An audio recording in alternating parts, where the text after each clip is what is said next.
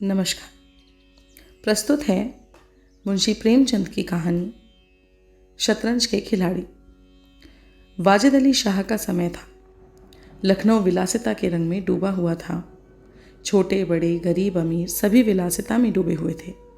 कोई नृत्य और गान की मजलिस सजाता था तो कोई अफीम की पीनक ही में मज़े लेता था। जीवन के प्रत्येक विभाग में आमोद प्रमोद का प्राधान्य था। शासन विभाग में, साहित्य क्षेत्र में, सामाजिक व्यवस्था में, कला कौशल में, उद्योग धंधों में, आहार व्यवहार में सर्वत्र विलासिता व्याप्त हो रही थी। राज कर्मचारी विषय वासना में, कविगण प्रेम और विरह के वर्णन में, कारीगर कलाबत्तू और चिकन बनाने में, व्यवसायी सुरमे, इत्र, मिस्सी और उपटन का रोजगार करने में लिप्त थे। सभी की आंखों में विलासिता का मत छाया हुआ था। संसार में क्या हो रहा है इसकी किसी को कोई खबर न थी। बटेर लड़ रहे हैं, तीतरों की लड़ाई के लिए पाली बदी जा रही है, कहीं चौसर बिछी हुई है, पौ 12 का शोर मचा हुआ है, कहीं शतरंज का घोर संग्राम छिड़ा हुआ है। राजा से लेकर रंक तक सभी इसी धुन में मस्त थे। यहाँ तक कि फकीरों को पैसे मिलते तो वे रोटियां न लेकर अफीम खाते या मदक पीते। शतरंज, ताश, गंजीफा खेलने से बुद्धि तीव्र होती है, विचार शक्ति का विकास होता है, पेचीदा मसलों को सुलझाने की आदत पड़ती है। ये दलीलें जोरों के साथ पेश की जाती थीं। इस संप्रदाय के लोगों से दुनिया अब भी खाली नहीं है। इसलिए अगर मिर्ज़ा सज्जाद अली और मीर रोशन अली अपना अधिकांश समय बुद्धि तीव्र करने में व्यतीत करते थे तो किसी विचारशील पुरुष को क्या आपत्ति हो सकती थी। दोनों के पास मौरूसी जागीरें थीं। जीविका की कोई चिंता न थी कि घर में बैठे चखौतियाँ करते थे। आखिर और करते ही क्या। प्रातःकाल दोनों मित्र नाश्ता करके बिसात बिछाकर बैठ जाते, मुहरे सज जाते और लड़ाई के दांव पेच होने लगते। फिर खबर न होती थी कि कब दोपहर हुई, कब तीसरा पहर, कब शाम। घर के भीतर से बार बार बुलावा आता कि खाना तैयार है। यहाँ से जवाब मिलता, चलो आते हैं, दस्तरखान बिछाओ। यहाँ तक कि बावर्ची विवश होकर कमरे ही में खाना रख जाता था और दोनों मित्र दोनों काम साथ साथ करते थे। मिर्ज़ा सज्जाद अली के घर में कोई बड़ा बूढ़ा न था, इसलिए उन्हीं के दीवान खाने में बाजियाँ होती थीं। मगर यह बात न थी कि मिर्ज़ा के घर के और लोग उनसे इस व्यवहार से खुश थे। घर वालों का तो कहना ही क्या, मोहल्ले वाले, घर के नौकर चाकर तक नित्य द्वेषपूर्ण टिप्पणियाँ किया करते थे।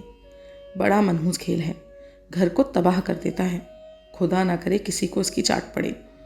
आदमी दीन दुनिया किसी के काम का नहीं रहता, न घर का न घाट का। बुरा रोग है। यहाँ तक कि मिर्ज़ा की बेगम साहबा को इससे इतना द्वेष था कि अवसर खोज खोज कर पति को लताड़ती थी, पर उन्हें इसका अवसर मुश्किल से ही मिलता था। वह सोती रहती थी तब तक बाजी बिछ जाती थी और रात को जब सो जाती थी तब कहीं मिर्ज़ा घर में आते थे। हाँ, नौकरों पर वह अपना गुस्सा उतारती रहती थीं। क्या पान मांगे हैं? कह दो, आकर ले जाएं। खाने की फुर्सत नहीं है? ले जाकर खाना सिर पर पटक दो। खाएं चाहे कुत्ते को खिलाएं। पर रूबरू वह भी कुछ न कह सकती थीं। उनको अपने पति से उतना मलाल न था जितना मीर साहब से था। उन्होंने उनका नाम मीर बिगाड़ू रख छोड़ा था। शायद मिर्ज़ा जी अपनी सफाई देने के लिए सारा इल्ज़ाम मीर साहब के ही सर पर थोपे देते थे। एक दिन बेगम साहबा के सर में दर्द होने लगा। उन्होंने लौंडी से कहा, जाकर मिर्ज़ा साहब को बुला लो, किसी हकीम के यहाँ से दवा लाएं। जाओ, दौड़ो, जल्दी करो। लौंडी गई तो मिर्ज़ा जी ने कहा, चल अभी आते हैं। बेगम साहबा का मिजाज गर्म था। इतनी ताप कहाँ कि उनके सर में दर्द हो और पति शतरंज खेलता रहे। चेहरा सुर्ख हो गया। लौंडी से कहा, जाकर कहे अभी चलिए, नहीं तो वह आप ही हकीम के यहाँ चली जाएंगी। मिर्ज़ा जी बड़ी दिलचस्प बाजी खेल रहे थे। 2 ही किस्तों में मीर साहब की मात हुई जाती थी। झुंझलाकर बोले, क्या ऐसी दम लबों पर है, ज़रा सब्र नहीं होता? मीर, अरे तो जाकर सुन ही आइए ना, औरतें नाजुक मिजाज होती ही हैं। मिर्ज़ा, जी हाँ, चला क्यों ना जाऊँ, 2 किस्तों में आपकी मात होती है ना। मीर, जनाब इस भरोसे ना रहिएगा, वह चाल सोची है कि आपके मोहरे धरे रहें और मात हो जाए।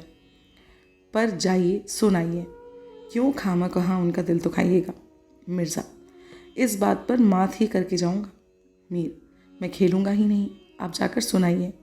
मिर्ज़ा, अरे यार, जाना पड़ेगा हकीम के यहाँ। सिर दर्द खाक नहीं है, मुझे परेशान करने का बहाना है। मीर, कुछ भी हो, उनकी खातिर तो करनी ही पड़ेगी। मिर्ज़ा, अच्छा, एक चाल और चल लूँ। मीर, हरगिज़ नहीं, जब तक आप सुन ना आएंगे मैं मुहरे से हाथ भी न लगाऊंगा। मिर्ज़ा साहब मजबूर होकर अंदर गए तो बेगम साहबा ने त्योनिया बदल कर लेकिन कराते हुए कहा, तुम्हें निगोड़ी शतरंज इतनी प्यारी है, चाहे कोई मर ही जाए पर उठने का नाम नहीं लेते। नौज, कोई तुम जैसा आदमी नहीं हो। मिर्ज़ा, क्या कहूँ, मीर साहब मानते ही न थे, बड़ी मुश्किल से पीछा छुड़ा कर आया हूँ। बेगम, क्या जैसे वे खुद निखट्टू हैं वैसे ही सबको समझते हैं? उनके भी तो बाल बच्चे हैं, या सबका सफाया कर डाला? मिर्ज़ा, बड़ा लती आदमी है, जब आ जाता है तब मजबूर होकर मुझे भी खेलना पड़ता है। बेगम, दुत्कार क्यों नहीं देते? मिर्ज़ा, बराबर के आदमी हैं, उम्र में, दर्जे में मुझसे 2 उंगल ऊंचे, मुलाहिजा करना ही पड़ता है। बेगम, तो मैं ही दुत्कारे देती हूँ। नाराज़ हो जाएंगे, हो जाएं, कौन किसी की रोटियां चला देता है? रानी रूठेंगी, अपना सुहाग लेंगी। हरिया, जा बाहर से शतरंज उठा ला। मीर साहब से कहना मियाँ अब ना खेलेंगे, आप तशरीफ़ ले जाइए। मिर्ज़ा, हाँ हाँ, कहीं ऐसा गजब ना करना, जलील करना चाहती हो क्या? ठहर हरिया, कहाँ जाती है? बेगम, जाने क्यों नहीं देते? मेरा ही खून पिए जो उसे रोके। अच्छा, उसे रोको, मुझे रोको तो जानूं। यह कहकर बेगम साहबा झल्लाई हुई दीवान खाने की तरफ चली। मिर्ज़ा बेचारे का रंग उड़ गया, बीवी की मिन्नतें करने लगे, खुदा के लिए तुम्हें हज़रत हुसैन की कसम है, मेरी ही मैयत देखे जो उतर जाए। लेकिन बेगम ने एक न मानी, दीवान खाने के द्वार तक गई, पर एकाएक पर पुरुष के सामने जाते हुए पांव बंद से गए। भीतर झांका, संयोग से कमरा खाली था।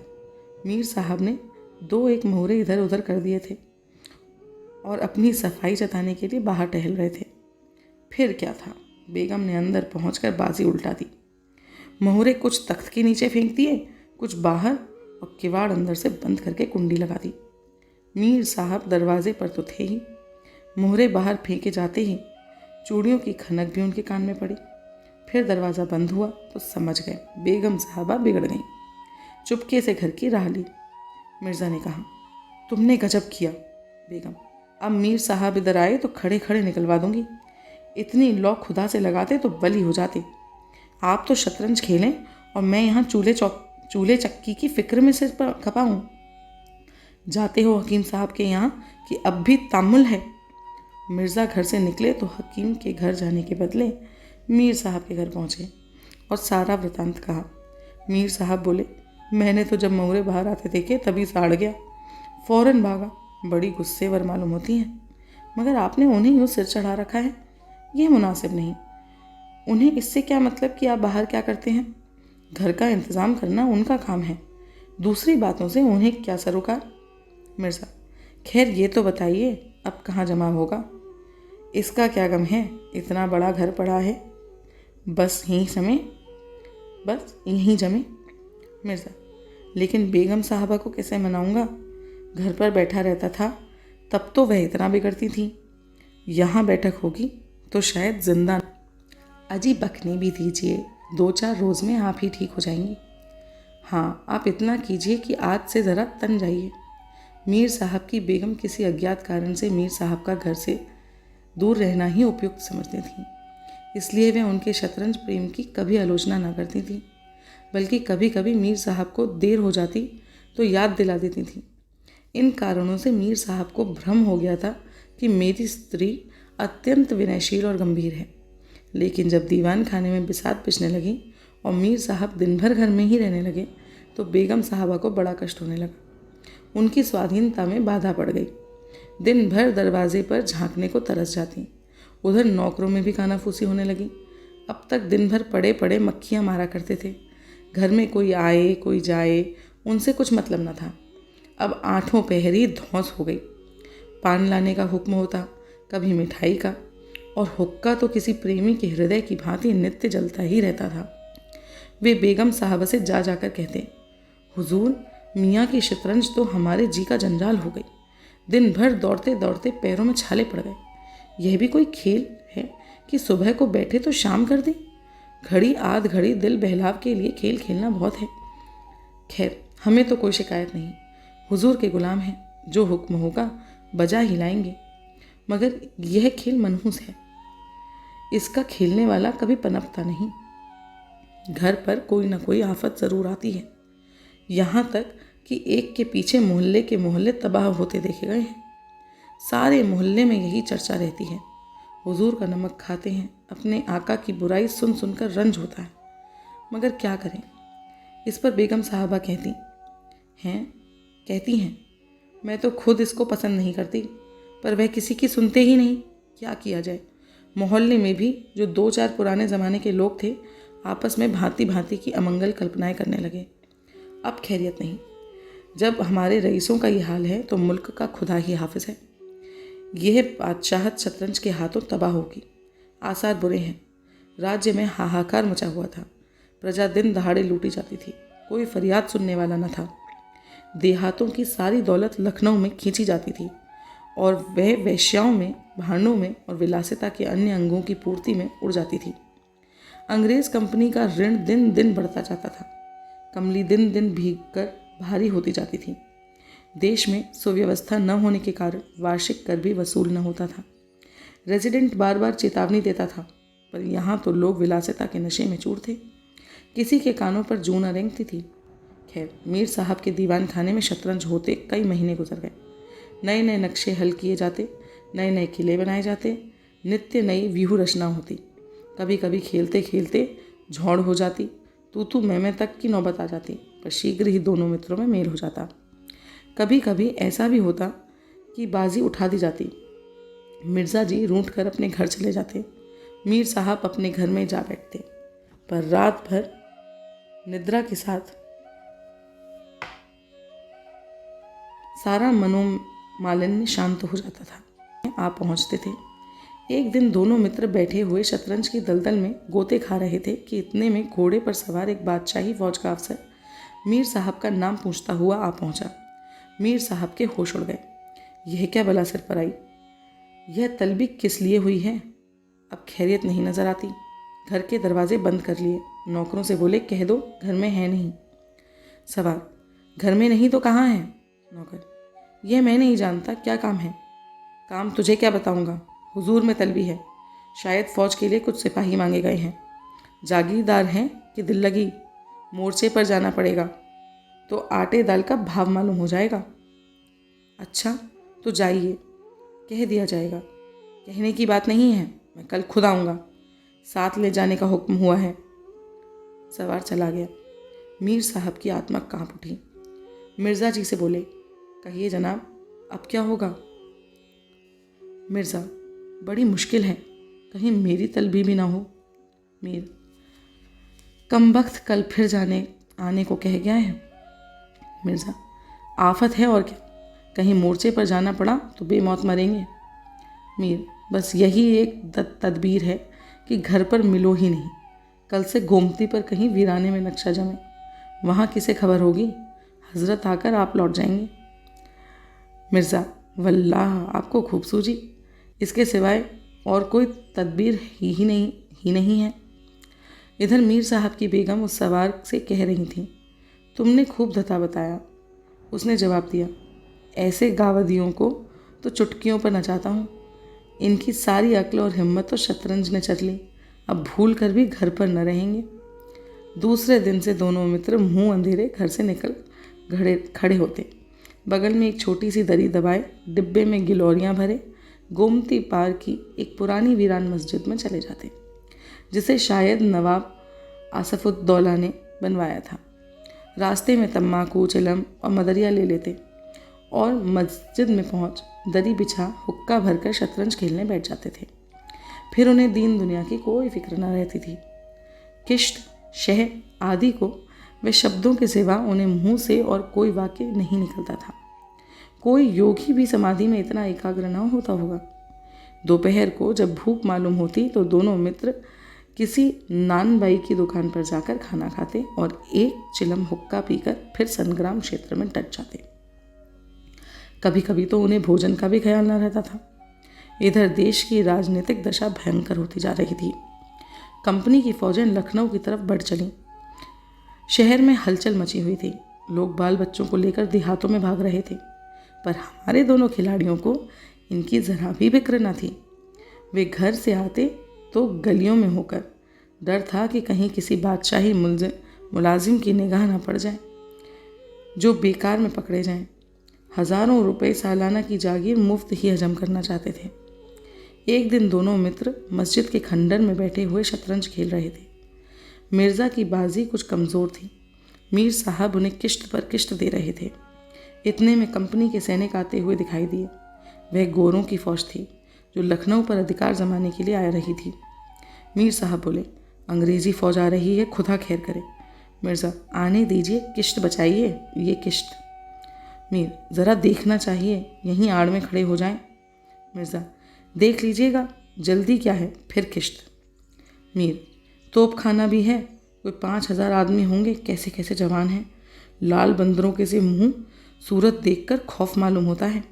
मिर्ज़ा, जनाब हीले ना कीजिए, ये चकमे किसी और को दीजिएगा, यह किश्त। मीर, आप भी अजीब आदमी हैं। यहाँ तो शहर आप पर आफत आई हुई है और आपको किश्त की सूची है। कुछ इसकी भी खबर है कि शहर घिर गया तो घर कैसे चलेंगे। मिर्ज़ा, जब घर चलने का वक्त आएगा तो देखा जाएगा, यह किश्त, बस अब की शह में मात है। फौज निकल गई। 10 बजे का समय था। फिर बाजी बिछ गई। मिर्ज़ा, आज खाने की कैसे ठहरेगी। मीर, अजी आज तो रोज़ा है, क्या आपको ज़्यादा भूख मालूम होती है।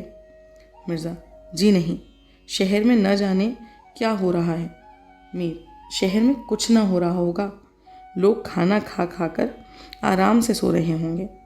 हुजूर नवाब साहब भी ऐशगाह में होंगे। दोनों सज्जन फिर जो खेलने बैठे तो 3 बज गए। अब की मिर्ज़ा जी की बाजी कमज़ोर थी। 4 का गजर बज ही रहा था कि फ़ौज की वापसी की आहट मिली। नवाब वाजिद अली पकड़े गए थे और सेना उन्हें किसी अज्ञात स्थान को लिए जा रही थी। शहर में ना कोई हलचल थी, न मारकाट, एक बूंद भी खून नहीं गिरा था। आज तक किसी स्वाधीन देश के राजा की पराजय इतनी शांति से इस तरह खून बहे बिना न हुई होगी। यह वह अहिंसा न थी जिस पर देवगण प्रसन्न होते हैं। यह वह कायरपन था जिस पर बड़े बड़े कायर भी आंसू बहाते हैं। अवध के विशाल देश का नवाब बंदी बना चला जाता था और लखनऊ ऐश की नींद में मस्त था। यह राजनीतिक अधपतन की चरम सीमा थी। मिर्ज़ा ने कहा, हुजूर नवाब साहब को जालिमों ने कैद कर लिया है। मीर, होगा, ये लीजिए शह। मिर्ज़ा, जनाब ज़रा ठहरिए, इस वक्त इधर तबीयत नहीं लगती। बेचारे नवाब साहब इस वक्त खून के आंसू रो रहे होंगे।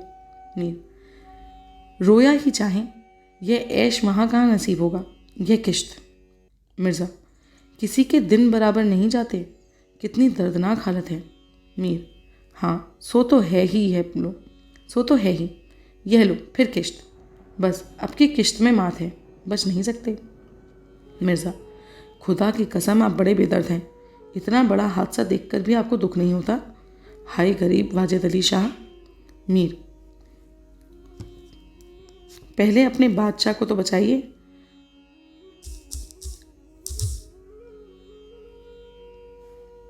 फिर नवाब साहब का मातम कीजिएगा। यह किश्त और यह मात लाना हाथ। बादशाह को लिए हुए सेना सामने से निकल गई। उनके जाते ही मिर्ज़ा ने फिर बाजी बिछा दी। हार की चोट बुरी होती है। मीर ने कहा, आइए नवाब साहब के मातम में एक मरसिया कह डालें। लेकिन मिर्ज़ा की राजभक्ति अपनी हार के साथ लुप्त हो चुकी थी। वह हार का बदला चुकाने के लिए अधीर हो रहे थे। शाम हो गई। खंडर में चमगादड़ों ने चीखना शुरू किया। अबाबीलें आ आकर अपने अपने घोंसलों में चिमटी, पर दोनों खिलाड़ी डटे हुए थे, मानो 2 खून के प्यासे सूरमा आपस में लड़ रहे हों। मिर्ज़ा जी 3 बाजियां लगाकर हार चुके थे। इस चौथी बाजी का रंग भी अच्छा न था, पर बार बार जीतने का दृढ़ निश्चय करके संभल कर खेलते थे। लेकिन एक न एक चाल ऐसी बेढब आज पड़ती थी जिससे बाजी खराब हो जाती थी। हर बार हार के साथ प्रतिकार की भावना और भी उग्र होती थी। उधर मीर साहब मारे उमंग की गज़लें गाते थे। चटकियाँ लेते थे, मानो कोई गुप्त धन पा गए हों। मिर्ज़ा जी सुन सुनकर झुंझलाते और हार की झेंप को मिटाने के लिए उनकी दाद देते थे, पर ज्यों-ज्यों बाजी कमज़ोर पड़ती थी, धैर्य हाथ से निकलता जाता था। यहाँ तक कि वह बात बात पर झुंझलाने लगे, जनाब आप चाल बदला ना कीजिए। यह क्या कि एक चाल चले और बदल दिया? जो कुछ चलना हो एक बार चल दीजिए। यह आप मोहरे पर हाथ क्यों रखते हैं? मोहरे को छोड़ दीजिए। अब तक आपको चाल न सूझे, मोहरा छुइए ही नहीं। आप एक एक चाल आध घंटे में चलते हैं, इसकी सनद नहीं। जिसे एक चाल चलने में 5 मिनट से ज़्यादा लगे उसकी मात समझी जाए। फिर आपने चाल बदली, चुपके से मोहरा वहीं रख दीजिए। मीर साहब का फर्जी पिटता था। बोले, मैं चाल चली ही कब थी? मैंने चाल चली ही कब थी? मिर्ज़ा, आप चाल चल चुके हैं, मोहरा वहीं रख दीजिए, उसी घर में। मीर, उस घर में क्यों रखूं? मैंने हाथ से मोहरा छोड़ा ही कब था? मिर्ज़ा, मोहरा आप कयामत तक न छोड़ें तो क्या चाल ही ना होगी? फर्जी पिटते देखा तो धांधली करने लगे। मीर, धांधली आप करते हैं, हार जीत तकदीर से होती है, धांधली करने से कोई नहीं जीतता। मिर्ज़ा, तो इस बाजी में तो आपकी मात ही होगी। मीर, मुझे क्यों मात होने लगी? मिर्ज़ा, तो आप मोहरा उसी घर में रख दीजिए जहाँ पहले रखा था। मीर, वहाँ क्यों रखूँ? नहीं रखता। मिर्ज़ा, क्यों ना रखिएगा, आपको रखना होगा। तकरार बढ़ने लगी। दोनों अपनी अपनी टेक पर अड़े थे। ना यह दबता था ना वह। अप्रासंगिक बातें होने लगीं। मिर्ज़ा बोले, किसी ने खानदान में शतरंज खेली होती तब तो इसके कायदे जानते। वे तो हमेशा घास छीला करते। आप शतरंज क्या खेलिएगा? रियासत और ही चीज़ है, जागीर मिल जाने से ही कोई रईस नहीं हो जाता। मीर, क्या घास आपके अब्बा जान छीलते होंगे? यहाँ तो पीढ़ियों से शतरंज खेलते चले आ रहे हैं। मिर्ज़ा, अजी जाइए।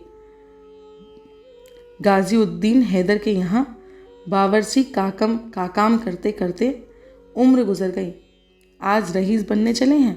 रईस बनना कुछ दिल लगी नहीं है। मीर, क्यों अपने बुजुर्गों के मुंह में कालिक लगाते हो? वे ही बावर्ची का काम करते होंगे। यहाँ तो हमेशा बादशाह के दस्तरखान पर खाना खाते चले आए हैं। मिर्ज़ा, अरे चल चरकटे, बहुत बड़बड़ कर बातें ना कर। मीर, ज़बान संभालिए वरना बुरा होगा। मैं ऐसी बातें सुनने का आदी नहीं हूँ। यहाँ तो किसी ने आंखें दिखाई कि उसकी आंखें नोच लीं। है हौसला? मिर्ज़ा, आप मेरा हौसला देखना चाहते हैं? तो फिर आइए, आज 2-2 हाथ हो जाए, इधर या उधर। मीर, तो यहाँ तुमसे दबने वाला कौन? दोनों दोस्तों ने कमर से तलवारें निकाल लीं।